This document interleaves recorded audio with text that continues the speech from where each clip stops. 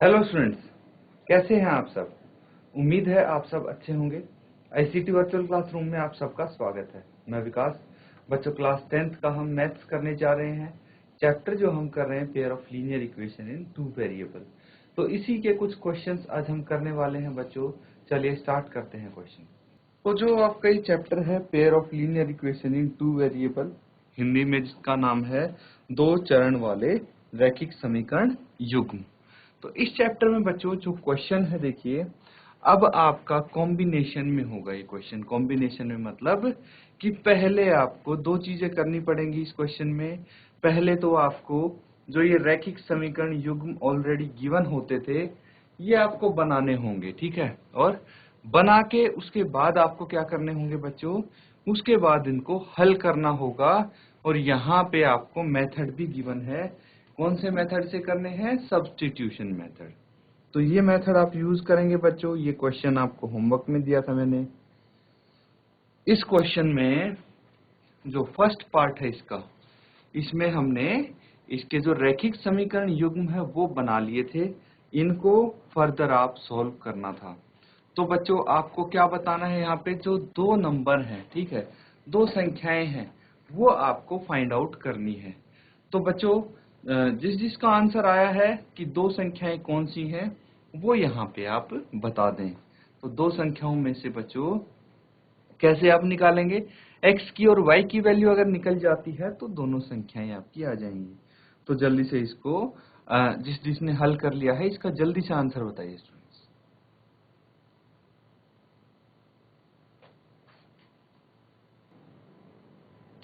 तो स्टूडेंट्स यहाँ पे देखिए क्या करना था आपको।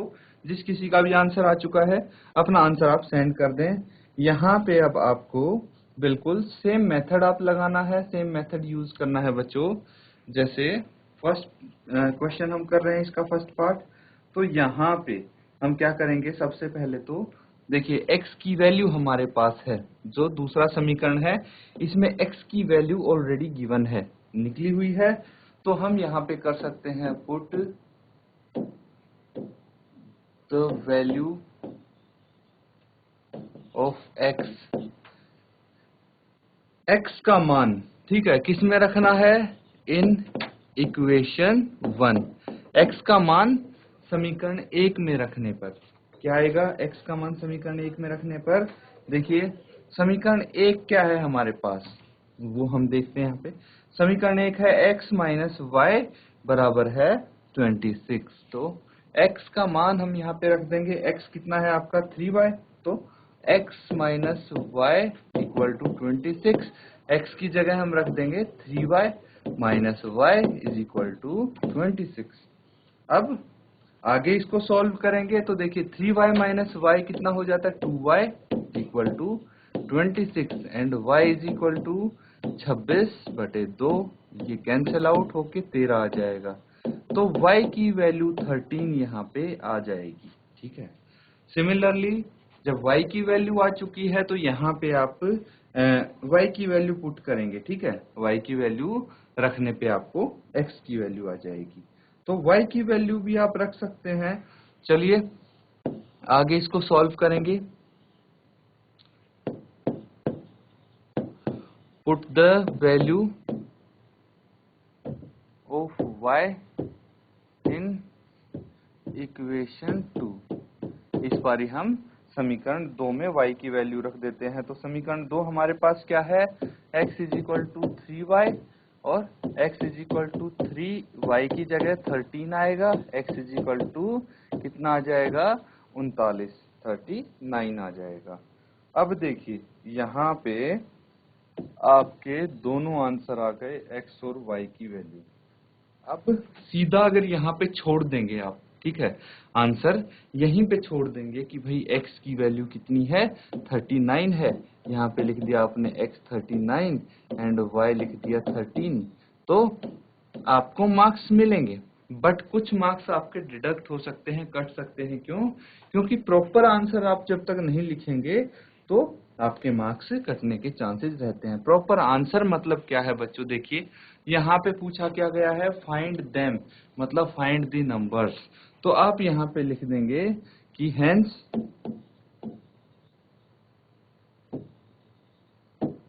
the numbers are 13 and 39। ठीक है, हिंदी में आप लिखेंगे अतः जो संख्याएं हैं, अतः संख्याएं 39 और 13 हैं। ठीक है, ये आपको स्टेटमेंट के साथ आंसर लिखना है, तभी स्टूडेंट्स आपको मार्क्स प्रॉपर मिल पाएंगे। तो इस चीज का ध्यान रखें, ये आपका फाइनल आंसर हो जाएगा। इसको नोट डाउन कर लीजिए।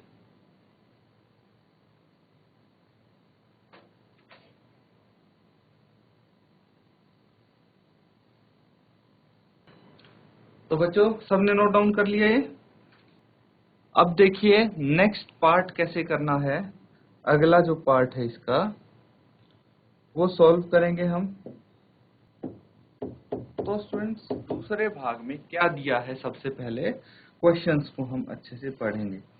तो the larger of to supplementary angles exceed the smaller by 18 degree, find them. तो यहाँ पे कुछ एंगल्स की बात हो रही है। ठीक है, एंगल्स की बात हो रही है, वो भी कौन से एंगल्स? Supplementary angles. बच्चों, छोटी क्लास में पढ़ा है आपने। तो देखिए, जो सप्लीमेंट्री एंगल्स हैं, इसको हिंदी में हम क्या बोलते हैं? समपूरक कोण। क्या बोलते हैं? मैं यहाँ पे लिख देता हूँ, समपूरक। सप्लीमेंट्री एंगल्स यानी संपूरक कोण। ठीक है, तो दो कोण है। ठीक है, दो संपूरक कोण है।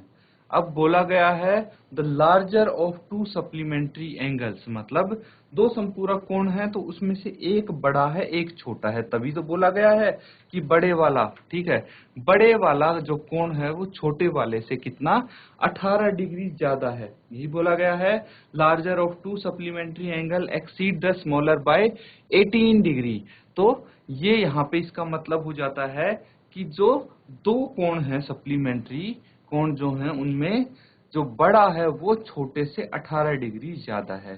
फाइंड देम, यहाँ पे आपको कोण बताने हैं। जैसे पिछले वाले पार्ट में आपको क्या नंबर्स बताने थे, संख्याएं बतानी थी, यहाँ पे कोण बताने हैं। तो वही आप तरीका यूज करेंगे कि सबसे पहले जो आपको निकालना है उनको x और y मान लेंगे। तो माना पहला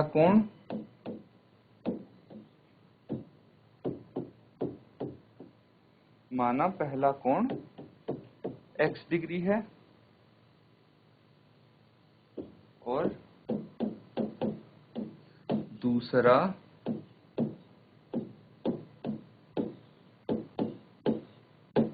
दूसरे कोण को हम y डिग्री मान सकते हैं।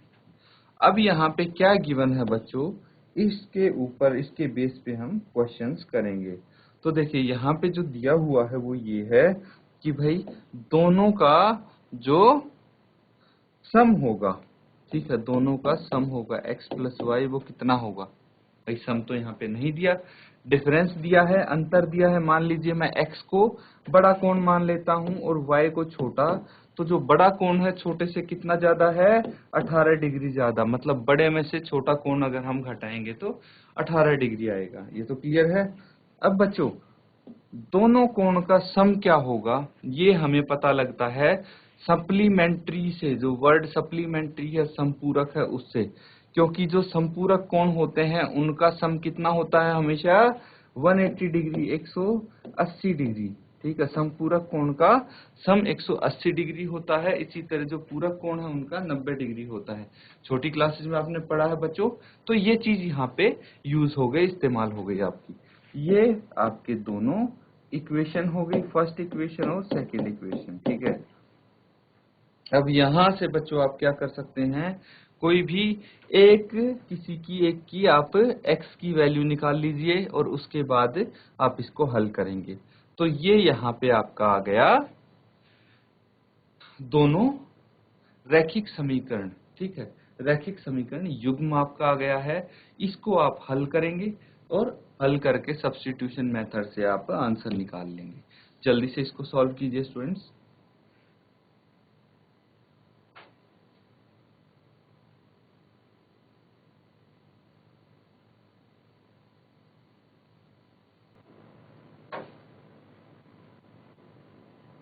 तो स्टूडेंट्स, जिस किसी का भी आंसर आ गया है, आप अपना आंसर चैट के माध्यम से यहाँ पे भेज सकते हैं। बच्चों, अपना आंसर बता दीजिए। बहुत ही सिंपल सा क्वेश्चन है, छोटा सा क्वेश्चन है ये। इसमें आपको क्या करना है, अब देखिए, सबसे पहले तो x की वैल्यू निकाल लेंगे हम। x की वैल्यू निकाल लेंगे जो समीकरण 2 है उससे। क्या करना है, 18 डिग्री है, और जो y को दूसरी तरफ भेजेंगे माइनस y को, तो ये हो जाएगा प्लस y। ठीक है, x की वैल्यू हमारे पास आ गई है 18 प्लस y। तो इसी को हम यूज कर सकते हैं। अब लिख देते हैं, put the value of x in equation 1। समीकरण 1 में x की वैल्यू रखेंगे हम, x का मान रखेंगे। समीकरण 1 क्या है, x plus y is equal to 180, यही है समीकरण 1। तो x की जगह हमें कितना रखना है, क्या आया था x की जगह, 18 प्लस वाई आया था। 18 प्लस वाई हम रख देंगे यहाँ पे, और बाकी as it is. 18 plus y 2y हो जाएगा, ये 180 हो जाएगा। अब 2y को यहीं रख देंगे हम, और 18 को दूसरी तरफ लेके जाएंगे तो ये माइनस 18 हो जाएगा।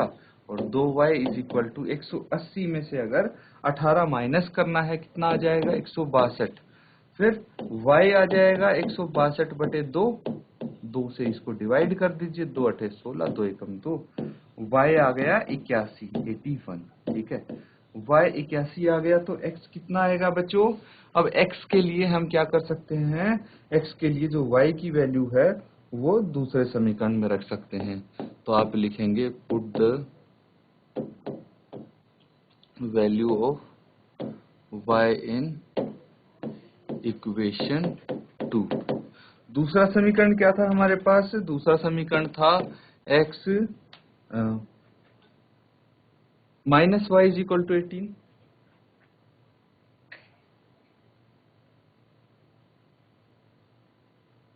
x minus y is equal to 18, यही था।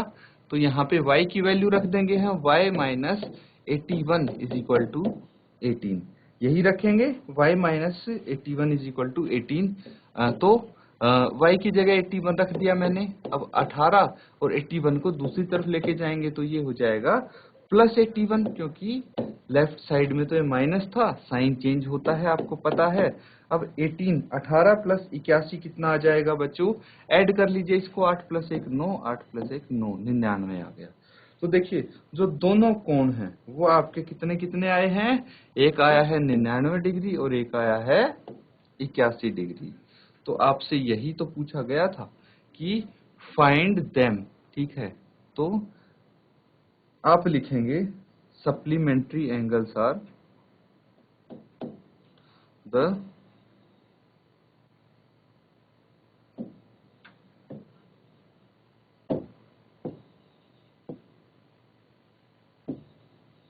Are 81 and 99 degree. ठीक है, तो प्रॉपरली आप आंसर लिखेंगे, ये इसका आंसर हो जाता है स्टूडेंट्स, इसको नोट डाउन कीजिए।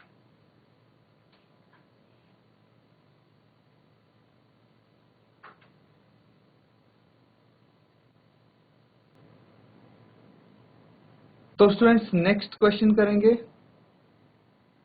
अगला क्वेश्चन देखिए, यहाँ पे थर्ड पार्ट जो है उसको हल करेंगे हम। तो थर्ड पार्ट में स्टूडेंट्स आपको क्या बोला गया है, the coach of a cricket team buys 7 bats and 6 balls for 3800 rupees. Later C buys 3 bat and 5 balls for 1750 rupees. Find the cost of each bat and each ball. तो यहाँ पे बच्चों क्या किस चीज की बात हो रही है, क्या हमें फाइंड आउट करना है, ये चीज स्पॉट आउट करना जरूरी है। जब ये चीज आपको पता लग जाएंगी तो इजीली आप इसको सॉल्व कर सकते हो। तो सबसे पहले यहाँ पे बोला गया है कि क्रिकेट टीम के बारे में बात हो रही है। तो देखिए, जो क्रिकेट टीम का कोच है, ठीक है, वो क्या खरीदता है, कुछ चीजें खरीदता है, वो है बैट और बॉल। ठीक है, बैट और बॉल खरीदता है, 7 बैट और 6 बॉल कितने की खरीदता है? 3800 रुपए, 3800 रुपए। जबकि उसके बाद वो क्या करती है, जो कोच है वो 3 बैट और 5 बॉल खरीदती है, ठीक है, 3 बैट और 5 बॉल खरीदती है और उसमें उसके लग जाते हैं 1750 रुपए। तो आपको कीमत बतानी है हर एक बॉल और बैट की। तो उसके लिए क्या करना पड़ेगा स्टूडेंट्स? उसके लिए आपको सबसे पहले तो जो बैट हैं, ठीक है, बैट की कीमत क्या है वो मान लीजिए x, और जो बॉल की कीमत है वो मान लीजिए y, और ये मान के आप सबसे पहले तो रैखिक समीकरण निकालेंगे, उसके बाद इसको आगे हल करेंगे। तो बच्चों एक बार आप सॉल्व करेंगे इसको, फिर बताएंगे कि इसके रैखिक समीकरण क्या आए हैं, रैखिक समीकरण युग्म, ठीक है। तो जल्दी से इसको हल कीजिए बच्चों और आंसर बताइए।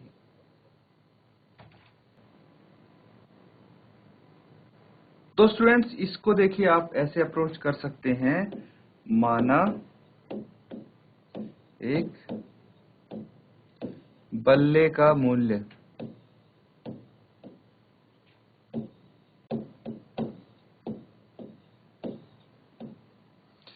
इंग्लिश में क्या होता है ये, let the cost of a bat, ठीक है।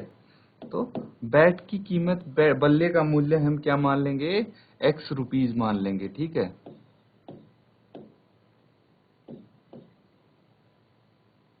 और एक, अभी हमने बल्ले का मूल्य माना था और हमने अब एक गेंद का मूल्य मान लेंगे, ठीक है। गेंद का मूल्य कितना हो जाएगा, इसको हम y रुपीज मान लेंगे और इसकी मदद से हम इसको सॉल्व कर देंगे। तो देखिए टोटल कितने बैट बॉल उसने बाय किए, 7 बैट और 6 बॉल, ठीक है। तो एक बल्ले का मूल्य कितना है, x है, तो 7 बल्लों का मूल्य कितना हो जाएगा, 7 गुना x। इसी तरह 6 गेंदों का मूल्य कितना हो जाएगा, 6 बॉल का, 6 गुना y। और टोटल जो उसने रुपए दिए, टोटल जो उसका खर्च हुआ वो ये सब खरीदने में 3800 रुपये हुआ स्टूडेंट, ठीक है। इसी तरह अब हम बात करते हैं, जब उसने दूसरी बारी 3 बल्ले खरीदे, तो 3 बल्ले खरीदने में खर्चा है 3x, प्लस 5 गेंद खरीदने में आया 5y, और ये सब कितने रुपए में पड़ा, 1750, ठीक है। ये दो समीकरण हो गए स्टूडेंट्स, इनको आपको हल करना है, ठीक है। तो बच्चों यहां तक आप नोट डाउन कर लीजिए, ये इसके बाद आपका क्या रहेगा, होमवर्क रहेगा, सब्स्टिट्यूशन मेथड से आगे आप हल करेंगे, ठीक है। आपको आता है ये, जल्दी से इसको नोट डाउन कर लीजिए, फिर आप होमवर्क में इसको सॉल्व कर सकते हैं। आपको भी पता लगेगा कि आपको सब्स्टिट्यूशन मेथड अच्छे से समझ में आ गया है।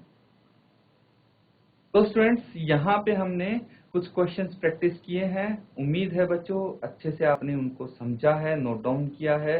अब बच्चों अपना होमवर्क जरूर करें, ताकि आप अपने आप को एनालाइज कर पाएं कि कितना आप समझ पाए हैं क्लास में। और कोई डाउट होता है तो इमीडिएटली आप पूछ लिया करें।